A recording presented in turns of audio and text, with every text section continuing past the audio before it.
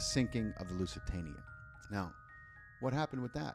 The sinking of the Lusitania outraged the world. That became the rallying cry for America to enter into the war. This will not stand. Germany has sunk an American ship with Americans on it. We can't take this anymore. We have to go to war. And it worked. Of course it worked. Because the people don't know better, particularly at the time.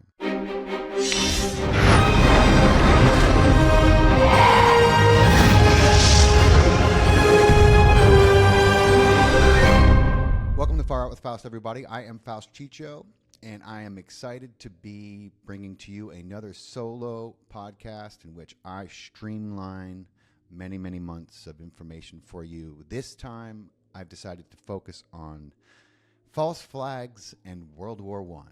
World War I, God, it's just not as popular as World War II.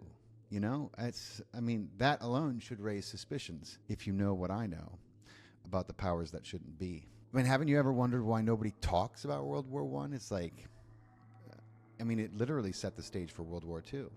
It was designed to do just that. Nobody talks about World War I. Why is that? You don't hear legends of it and learn about specific battles in school, and it's just kind of World War. They call it the Great War, but it doesn't seem so great that they want to teach us much about it. Yeah, and I'm going to tell you why. Stick around. World War I wasn't just, the inevitable result of diplomatic tensions. It was a war deliberately fueled by the world's wealthiest families, people like JP Morgan and the Rothschilds.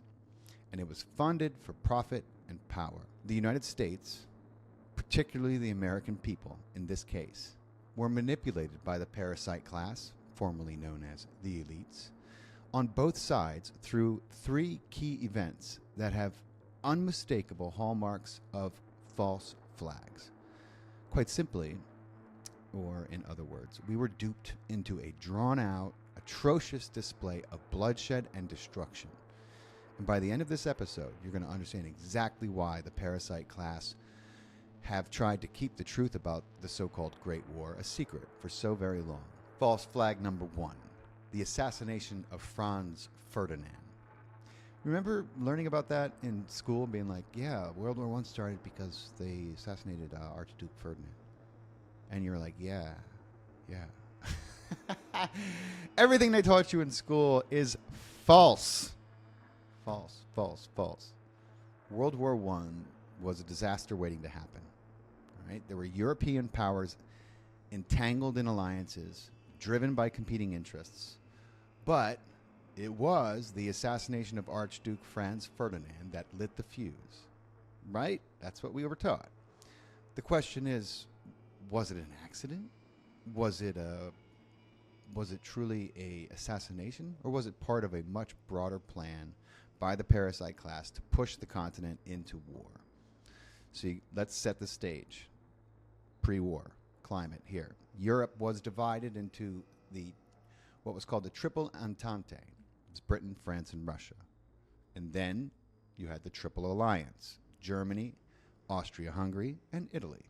Each of these powers were seeking imperial expansion and military dominance. It was all the rave at the time, still is, in case you haven't noticed.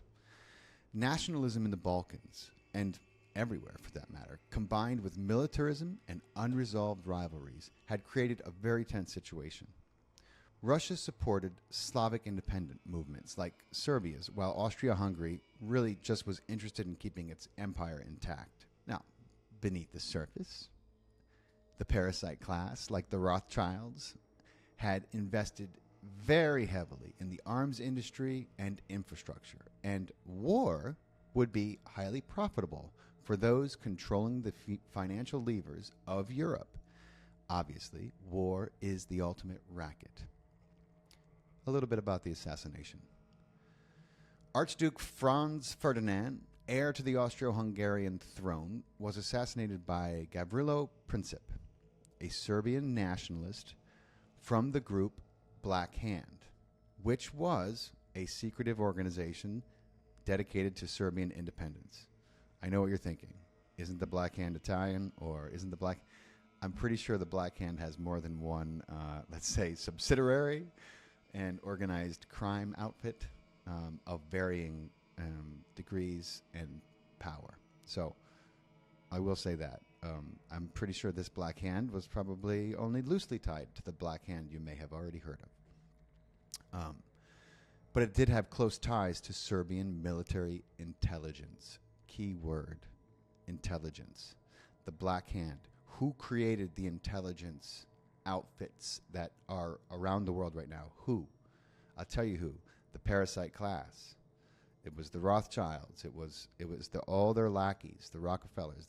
All of the intelligence collecting apparatus and entities came from the corporate oligarch interests' desire to know what was happening and how to control it, and also manipulate events. All the intelligence. The mere involvement of Serbian intelligence in this plot raises the question of whether foreign intelligence agencies, such as those in Austria-Hungary or Germany, may have known about the assassination plans, but allowed the event to proceed.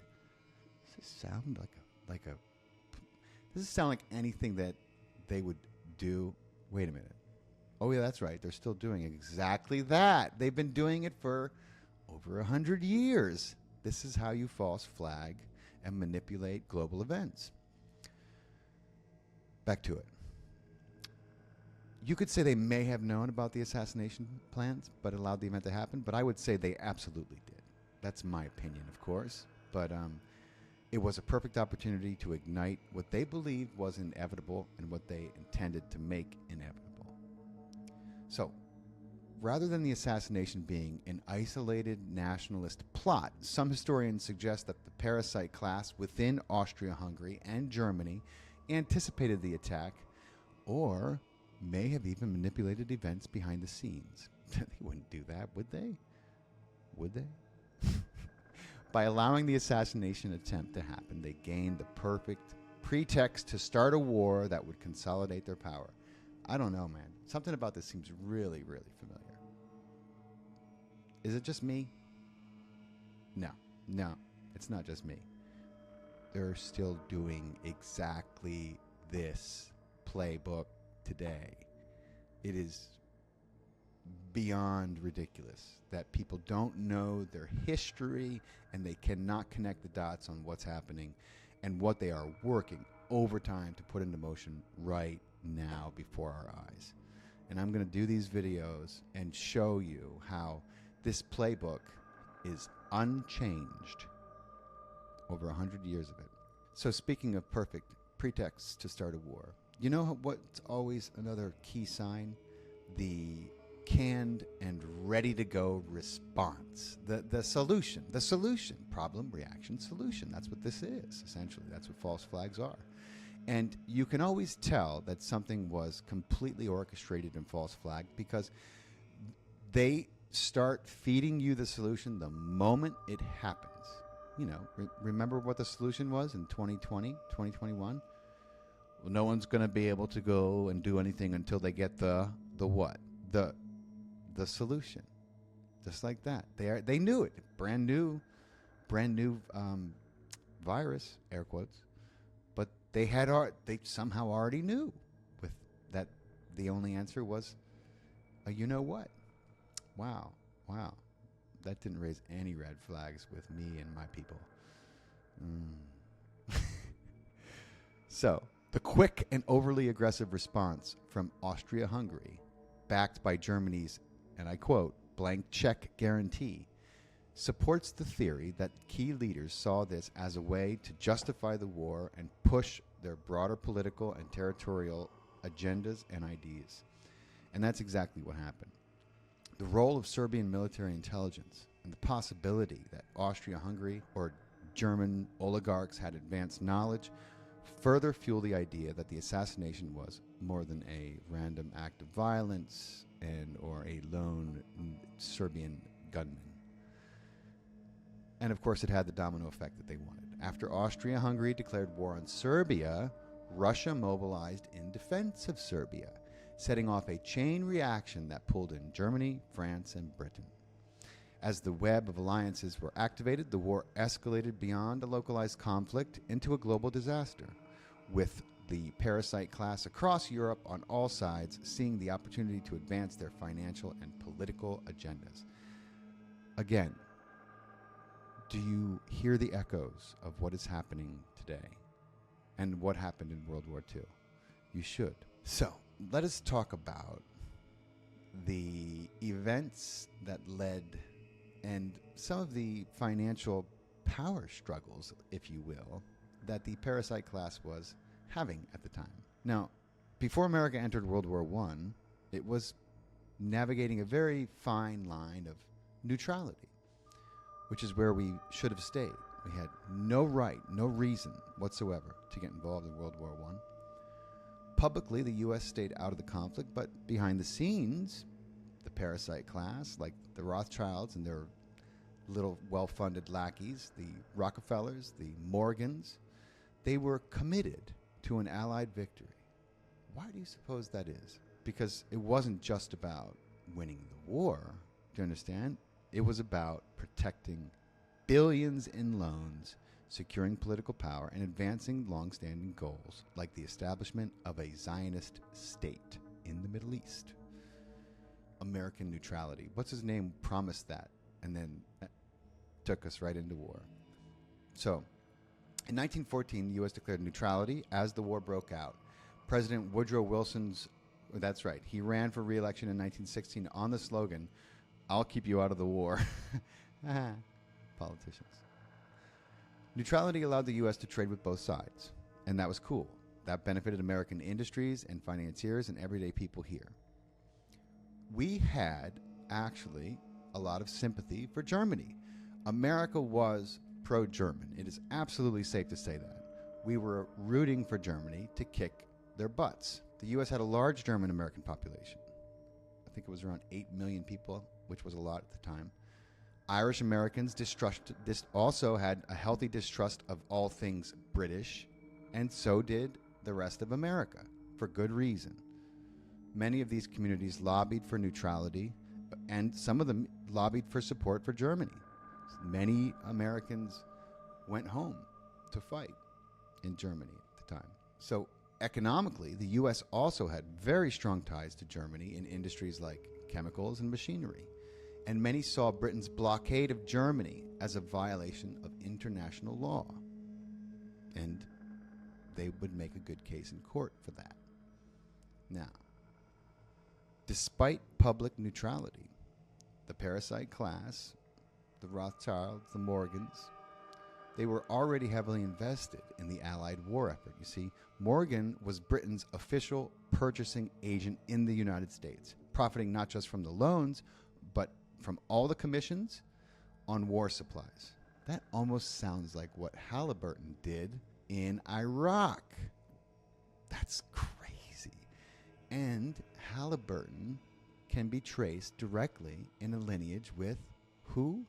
Brown Brothers Harriman. It's almost like they're using the exact same methods to consolidate and corrupt nations and wage wars as they did back then. I don't know. Maybe it's just me. By 1917, Morgan had loaned over $2 billion to Britain and France. Now, what does that mean? That means that the Rothschilds loaned over $2 billion to both Britain and France. Hello. The Morgan was broke. Rothschild bailed him out. Just like the Rockefellers. The Rothschilds put all of these people in business and, in fact, own 70 to 80% of all their businesses to this day. So it would be impossible for us to go further without talking about the Rothschilds and Zionist influence that plays a key role in this. The Rothschild family had long been influential in both British and French financial circles. Europe's most powerful banking dynasty, criminal dynasty, I should say, stood to gain from an Allied victory, but their interests weren't purely financial. The Zionist movement, which sought to establish a, quote, Jewish homeland in Palestine, was heavily supported by the Rothschilds. Lord Walter Rothschild, in particular, was a major figure in advocating and funding Zionism. In exchange for their financial backing, the British government was willing to, let's say, support Zionist goals. How did this culminate? Well, guys, the war was pretty much over before it began. Germany was superior, and the British got their butts kicked. The Navy, which had made them the ultimate superpower for so many years, was literally blown out of the water. The Germans had U-boats. The Germans had submarines. The world had never seen the like. Okay? Again, notice the pattern. World War I, Germans were sitting on incredible technology no one had ever seen. World War II, Germany was sitting on incredible technology the world had never seen. Isn't that crazy how things repeat over and over? So within 2 years of the war starting, Germany had essentially shut it down. I mean, they had won, basically. They were so superior. The German submarines, they were a shock. And no one was interested in this fight, as it was a rout. At the time, not a single shot had been fired on German soil. Not a single enemy soldier crossed into its border. They had won and beat Britain so thoroughly that they kindly offered England what lawyers refer to as a status quo ante, which is a Latin phrase in legalese, which says, I'm obviously paraphrasing this part, are you ready to be friends again? Should we go back? Can we go back to the way that things were, or shall we continue? And honestly, England had no choice but to consider this deal, because they didn't have any options, really. They were decimated. So then you had German oligarchs who represented the Zionists from Eastern Europe. That's the Ashkenazi aspect of Zionism that is so famously spoken about. The Rothschild, that's their bloodline. They saw an opportunity. They went to the British War Cabinet, which of course they had people on, and they said, wait a minute. No, this is crazy, because these are Germans who did this, right? They said, you don't have to accept these terms. You can still win the war. And they told England how. But they said, listen, we guarantee you we will bring the United States into this war to fight along your side.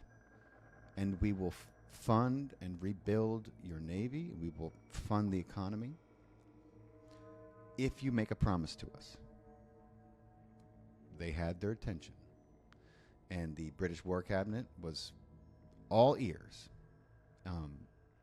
They said, and what did you want in return? And they said, Palestine. Okay. Well, these documents remain in the Rothschilds' own archives, by the way, which you can look up anytime you want, as well as corresponding British archives that exist about these negotiations. Fascinating documents and how they're worded. So, promise them Palestine they did, my friends. And this is what came of it. It's called the Balfour Declaration. Why? Lord Balfour? Lord Balfour was on the War Cabinet, and he's the one who was speaking for them when he said, we agree. And the Zionist German banking crew said, how can we trust you? How do we know you'll follow through? We need a receipt. Hence, the Balfour Declaration was born. So, in exchange for their financial backing, the British government was willing to sign a deal and support these Zionists' goals. And that culminated with the Balfour Declaration in 1917. And what was the Balfour Declaration again? That was a pledge that Britain made to support a Jewish homeland in Palestine, which at the time was one of many British occupied areas. Speaking of colonialists. But this wasn't just about political ideology. This was a strategic move to ensure the continued Rothschild support in financing the war and to secure British influence in the Middle East, of course, a region growing geopolitical importance. Here's, if you guys want a true deep dive on this, on what happened here and the formation of Israel and the Balfour Declaration and what really went down, I cannot recommend the 3-part series I did with Gavin Nascimento. There is no greater resource that I know of who has meticulously researched these events than Gavin, and we had a master class on the subject, which you can watch anytime you want by going into my podcast playlist and looking for my podcast with Gavin Nascimento. There'll probably be links in the video description if you want to get started on your master class on this topic, because it's a hot topic, obviously. It's a hot topic. If and when World War III breaks out, it will be because of Zionism right now. Let's hope that if you're watching this 6 months from now, from a year from now, they haven't found a way to false flag enough events and provoke enough people to start another global conflict, because they are trying, my friends. So the game was on, right? The deal was struck. So now they went to work. They had to shift public opinion through propaganda. And because, as I mentioned, the American public was largely neutral and against Britain. So with the help of elite-controlled media, when I say elite, I mean parasite class, forgive me, like Morgans, Rockefellers, they began to portray Germany as the ruthless and psychopathic aggressor. You know, printing headlines, I mean, a lot like we saw on October 7th.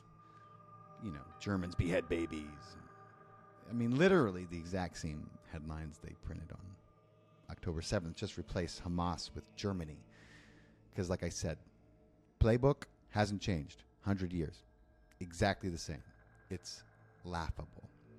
Anyway, maybe we can find some of those headlines and run them and show them if you're watching the visual portion of this podcast. So the parasite class pushed heavily for U.S. involvement, and public opinion slowly obviously began to shift towards supporting the Allies, and as bankers' investments and political ambitions became completely intertwined, as they remain to this day.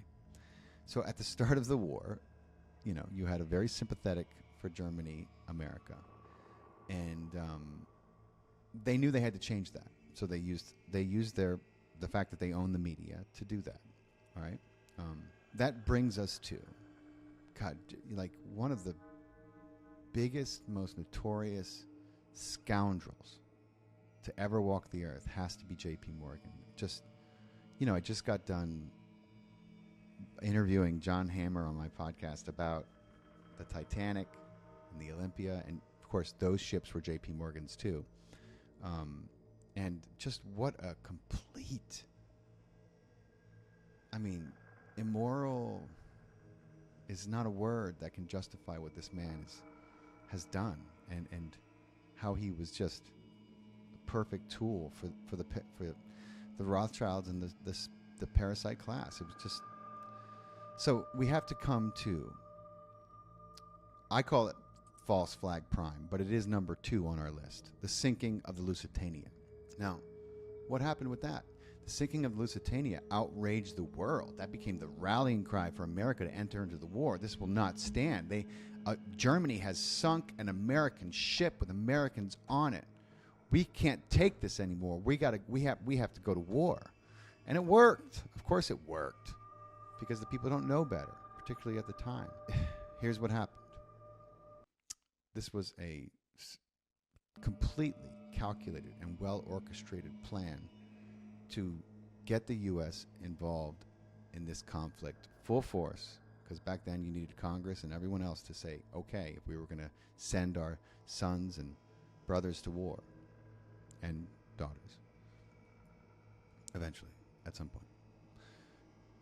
In May of 1915, the British ocean liner, the RMS Lusitania, was torpedoed by a German U-boat off the coast of Ireland, killing over 1,200 people, including 128 Americans. What many people don't know is that the Lusitania was carrying munitions for the Allies. That made it a legitimate military target. The British and American governments both knew this, but they chose not to disclose this to the public. In fact, JP Morgan took the ship and filled it with ammunitions and also converted a portion of the ship to a cruise vessel so that there could be American casualties on it. Why did he do that? Well, because he knew exactly where he could send it to get sunk, because the Germans had warned everyone not to send any boats into this active war zone. Okay? That's a fact. So that's what JP Morgan did. They weren't just shipping munitions. No, they made sure that Americans were on that boat. They literally sent them to their death, knowing Germany was going to sink anything that they sent to this active war zone. The German government was aware that Lusitania was carrying war materials, and they did attempt to warn the passengers. They took ads out in American newspapers. They sent telegrams. They urged people not to sail on the Lusitania due to attack. However, JP Morgan, who owned and controlled all the major newspapers at the time and the only telegram company at the time, suppressed the German warning. Morgan had a vested interest in protecting his financial ties to Britain and France, as well as the munition shipments aboard the Lusitania, which were all part of his ongoing war profiteering network. So there's that. And we come to the rabid dog, also known as Churchill. Winston Churchill. He was then the First Lord of the Admiralty. He was aware that the Lusitania was entering dangerous waters, but what did he do? Well, he's always done his part for the parasite class. He is the definition of a gopher. He just happens to be a drunk, rabid one. But man, they don't get much better at gophering than that. Churchill was the ultimate workhorse for them.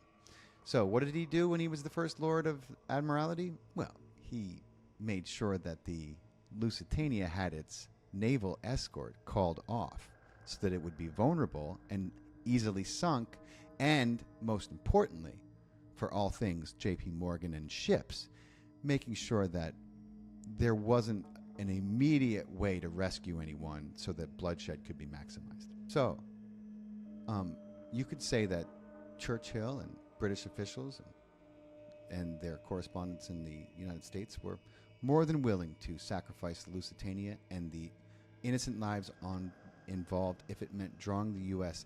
into war on the side of the Allies. And make no mistake about it, that was the reason and the cause. Of course, we had public outrage then. After the sinking, the British and American press had a field day. Well, they were under Morgan's and Rothschild influence, of course. They portrayed the incident as an unprovoked attack on civilians, ignoring the fact that the Lusitania was carrying munitions and ignoring the fact that they knew damn well not to send ships there, as every country knew. Every country was warned. It wasn't just America, like, oh, show me the warning. No, the warning went out to everyone. Everybody knew. But they wanted war. This is what they do. The sinking helped stoke the anti-German sentiment in the U.S. and contributed to the eventual decision to enter the war. It's a tragic loss of life, but it was very carefully orchestrated and manipulated by the parasite class. JP Morgan, Winston Churchill, they used it to inflame public opinion and push America into the war. And that brings us to our third false flag event of the day, the Black Tom explosion. What? Which one was that? Check it out. Before America entered the war, German sabotage struck on U.S. soil. The Black Tom explosion destroyed munitions intended for the Allies. But was it really just sabotage? Was it an attack? Could it have been another false flag to push America into the war? It was July 30th in 1916. German agents allegedly set off a massive explosion at Black Tom Island in New Jersey, Port Jersey, and destroyed over 2 million pounds of munitions that were bound for the Allies. Wow, that sounds like... The explosion rocked New York City and even damaged the Statue of Liberty. How dare they? The French gave us that. Manipulation of the incident. So, while it's clear that history paints German saboteurs as responsible for this explosion, there are a lot of speculation and alternate historical accounts that the American parasite class, including those with ties to Morgan and all the munitions and war interests, used the incident to further justify eventual U.S. involvement in the war. Remember, that was called the Black Tom explosion. The Germans apparently gained access by bribing dock workers, which would later lead the U.S. government to collude with organized crime to protect our ports. Problem, reaction, solution. That's another story. Well, that's another special, actually. Let me know in the comments if you want me to do a special on the organized crime infiltration of and integration with the intelligence agencies and governments. Because I will. Let me know. Anyway, Black Tom played a key role. Black Tom explosion. Just like, if they couldn't false flag events, they couldn't do anything. This is the only thing they know, really. So everything you see, everything you've learned in history class, when you turn on your TV, you're looking at one giant false flag. Don't get me wrong, they come in all shapes and sizes. Sometimes the people who are responsible are, and sometimes they're not. But always it was allowed to happen. So, let's talk about the Zimmerman telegram. In 1917, the U.S. had resisted entering the war for almost 3 years. Wow. Can you imagine the U.S. is like, no, we don't want to. That was a different United States, huh? We want to remain neutral. War isn't for us. What? Who you kidding? Come on. Who you kidding, America? Give me a break. So they resisted entering the war.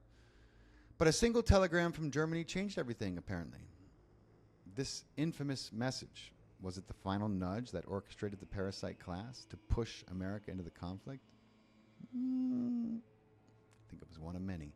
January 1917, German Foreign Minister Arthur Zimmermann sent a secret telegram to Mexico proposing a military alliance.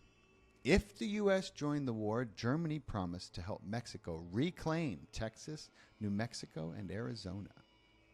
British intelligence intercepted this message and passed it on to the United States government, who quickly revealed it to the American public in March of 1917. Not at all suspicious. Not at all. Timing and impact. British intelligence intercepted the telegram through Room 40. That was the cryptography unit that they had that was decoding everything the German was saying and doing. Which begs the question. How do you surprise attack a nation that is reading all your messages? Huh? Yeah. That question remains one you should ask about every country today. The British government waited until the right moment to pass the decoded telegram to the United States. It was late February 1917, and Germany had already resumed unrestricted submarine warfare. The timing of the telegram's release was very crucial at the time, can't be understated. By waiting until anti-German sentiment was at a crescendo, it was building because of the submarine warfare, the British parasite class ensured that the Zimmermann telegram would have maximum impact on public opinion. Yeah. So what happened was the Germans went to Paris for the Paris Peace Conference in 1916, and there was a delegation there, and they were parceling out the spoils. That's what the war was for. And that's when the Zionist group took out their receipt of the Balfour Declaration and spoke up and claimed Palestine for themselves. They unveiled the Balfour Declaration for the first time in front of the Germans, who up until that point had not known about their involvement and about the deal that was made with the British War Cabinet. And it didn't take them long to figure out how everything went south in the war. They were sold out. Recapping, from 1905, when the first communist revolution failed in Russia, and many of the Russian Orthodox Bolshevik Jews scrambled out, they had they had scrambled out to Germany. And this began the ongoing resentment between Germans and German Jews at the time. So we're going to return to that, my friends. We're going to get into World War II, which is just littered with false flags. And then from there, we're going to venture into modern day false flags. But we're not going to skip JFK, Vietnam. We're going to work our way straight up through, Oklahoma City bombing, 9/11, Iraq, October 7th. Just we're going to get through all of them, and I'm going to flush out the details for you, and we'll see if we make it a trilogy or not. But thank you guys so much for tuning in. I hope you enjoyed this solo Streamline podcast. Don't forget to comment. If you're listening on audio, please leave us a 5-star review, and whether it's on iTunes or not, those go a long way. Much love to you, my friends. I will be back soon, and thank you again for listening.